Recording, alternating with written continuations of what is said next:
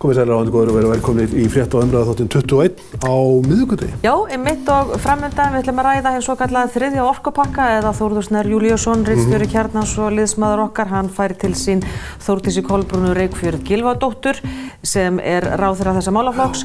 Nú við ætlum líka að tala við Hörð Torfason. Hörð Torfason sem var byltingaforinginn fyrir 10 árum og skipulagði þessar ótalmörgu mótmælastöður við Austurvöll sem tókst vonum fram og hann ætlar að segja okkur frá því hvernig þetta varð til, hugmyndafræðina bak við þetta og hans persónulega hlið í málinu vegna þess að það var njósnaðumann á tímabili með þessu voru fram. Við ætlum líka að tala stóra braggamálið í Reykjavík. Þetta mál að komast núna í hámæli. Vigdís Hauksdóttir, hún kemur til mér nú eftir og fulltrúi frá meirihlutanum og eins og jafnan 9.